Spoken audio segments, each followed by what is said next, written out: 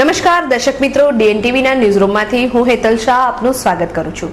સમાચાર વિગતવાર જોતા પહેલા એક નજર આજના મુખ્ય સમાચારો પર। સયાજીગંજ વિસ્તારમાં ફૂટપાથ પર રહેતી સગીર વયની બાળા પર બળાત્કાર ગુજારનાર આરોપીની સયાજીગંજ પોલીસે કરેલી અટકાયત।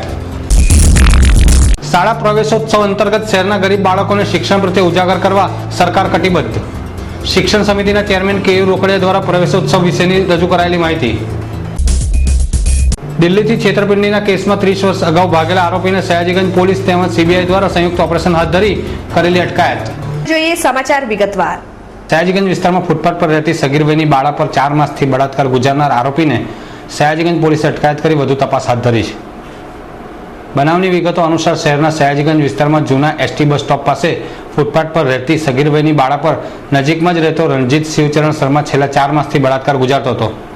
બનાવ અંગે સયાજીગંજ પોલીસ મથકમાં ફરિયાદ નોંધાતા પોલીસે આરોપીની અટકાયત કરી વધુ તપાસ હાથ ધરી છે તથા બાળાની શારીરિક તપાસ અર્થે સયાજી હોસ્પિટલ ખસેડાઈ હતી। બાંધકામ ચાલે છે એ જગ્યાઓમાં એક સાગરભાઈ કરીને આવે છે, એમની દીકરી જે છે એ દીકરી ઉપર માઇનોર છે અને એના ઉપર રેપ થયેલાની હકીકત અમને જણાવતા તેને અમે 376 પ્રમાણે એને નવા એમેન્ડમેન્ટ પ્રમાણે એને અત્યારે અમારે ગુનો રજીસ્ટર કરવામાં આવ્યો છે અને ગુનો રજીસ્ટર કર્યા પછી જે આરોપી છે એ આરોપીને અમે અત્યારે તાત્કાલિક અમે ધરપકડ પણ કરવામાં આવેલી છે અને અત્યારે ઇન્વેસ્ટિગેશનની અમારે ચાલુ છે। હા, અત્યારે એવું કંઈક અમારે ગર્ભ રહ્યું છે એવું અમારી પાસે ઇન્ફોર્મેશન છે, એની અત્યારે મેડિકલની તપાસ ચાલુ છે। રાજ્યમાં શિક્ષણના પ્રસાર માટે હાલમાં પ્રવેશોત્સવ ચાલી રહ્યો છે ત્યારે આજે શિક્ષણ સમિતિની કચેરી ખાતે ચેરમેન કેયુ રોકડિયાએ ગરીબ વિદ્યાર્થીઓના પ્રવેશ તેમજ અભ્યાસના ખર્ચ સરકાર દ્વારા ઉઠાવવામાં આવશે તેમ જણાવ્યું હતું। ગરીબ બાળકોને અભ્યાસ પ્રત્યે પ્રેરિત કરવા ડીઈઓ કચેરી ખાતે ફોર્મ વિતરણ કરવામાં આવશે, જેમાં બાળકને પ્રવેશ માટે શાળાની પસંદગી વાલીઓ દ્વારા કરાશે। શિક્ષણના પ્રસાર માટે કટિબદ્ધ કેન્દ્ર સરકાર અને રાજ્ય સરકાર દ્વારા હાલ 800 જેટલી શાળાઓમાં પ્રવેશ અપાશે, જેમાં ખાનગી શાળામાં અભ્યાસનો ખર્ચ પણ સરકાર ઉઠાવશે તેમ શિક્ષણ સમિતિના ચેરમેન કેયુ રોકડિયાએ જણાવ્યું હતું।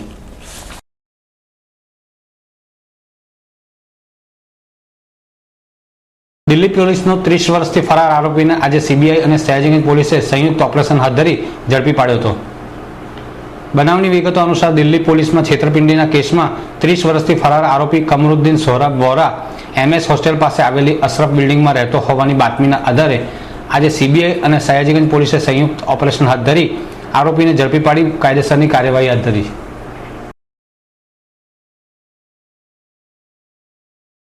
ડભોઈ દસાલાડવાડી ખાતે આજે 76 પુસ્તકો લખી સમાજનું ગૌરવ વધારનાર મુંબઈના વતની ઉર્મિલાબેન હર્ષદભાઈ શાહનો સન્માન સમારંભ યોજાયો હતો। વડોદરા જિલ્લાના દસાલાડ સમાજના મોટી સંખ્યામાં લોકો આ સમારંભમાં ઉપસ્થિત રહ્યા હતા। ડભોઈ પટેલવાડી ખાતે રિલાયન્સ ક્લબના પ્રમુખ તરીકે લાયન્સ ક્લબના કલ્પેશભાઈ શાહને નિયુક્ત કરવામાં આવ્યા હતા। કલ્પેશભાઈનું નામ જાહેર થતાં જ ઉપસ્થિત સૌએ તાળીઓના ગડગડાટથી તેમને વધાવી લીધા હતા। આ પ્રસંગે લાયન્સ ક્લબના ચેરમેન શશિકાંતભાઈ પરીખ ખાસ ઉપસ્થિત રહ્યા હતા।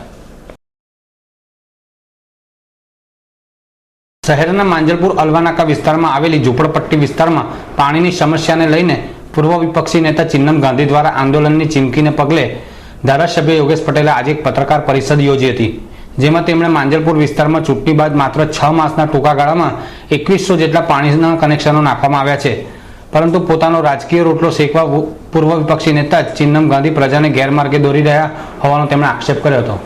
શહેરના માંજલપુર કોતર તલાવડી વિસ્તારમાં ડ્રેનેજની સમસ્યા બાબતે વારંવાર રજૂઆત છતાંય તંત્રની ઉદાસીનતાને કારણે છેલ્લા 2 વર્ષથી પાણી અને ડ્રેનેજની સમસ્યા સ્થાનિક રહીશો ભોગવી રહ્યા છે।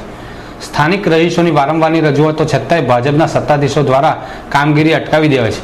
માંજલપુરના રહીશોની સમસ્યાને તાકીદે નહીં ઉકેલાય તો ઉગ્ર આંદોલન કરવાની ચીમકી પૂર્વ વિપક્ષી નેતા ચિન્નમ ગાંધીએ ઉચ્ચારી હતી।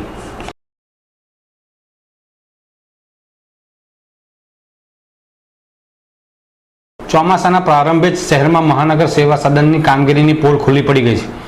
મેયર ભરતભાઈ શાહના મત વિસ્તારમાં ગતરોજ ભૂવો પડ્યા બાદ આજે હરણી ગામ પાસેથી પસાર થતી ડ્રેનેજ લાઇન પાસેના મુખ્ય માર્ગ પર ભૂવો પડ્યો હતો।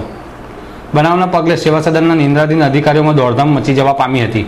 ઉલ્લેખનીય છે કે હજુ ચોમાસાના આગમન જ શહેરમાં ભૂવા પડવા માંડે છે તો 4 મહિનામાં સેવા સદનના નબળા કામગીરીનો ભોગ શહેરીજનોને કેટલું બનવું પડશે।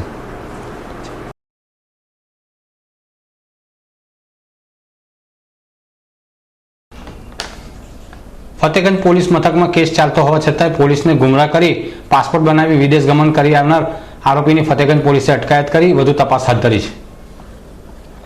બનાવની વિગતો અનુસાર વારસિયા ખાતે રહેતા શિલ્પાબેનના લગ્ન કેદારભાઈ કદમ સાથે થયા હતા, પરંતુ પતિ અત્યાચારી હોવાથી શિલ્પાબેને ફતેગંજ પોલીસ મથકમાં ગત 17મી જાન્યુઆરીના રોજ ફરિયાદ નોંધાવી હતી.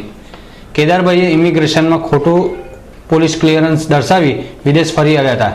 આ બાબતે ફતેગંજ પોલીસે આરોપીની અટકાયત કરી વધુ તપાસ હાથ ધરી છે. દર્શક મિત્રો, ડીએનટીવીના ન્યૂઝરૂમમાંથી આજે બસ આટલું જ. આવતીકાલે નવા સમાચારો સાથે ફરીથી મુલાકાત થશે. ત્યાં સુધી ડીએનટીવી પરિવારની સમગ્ર ટીમને રજા આપશો. નમસ્કાર.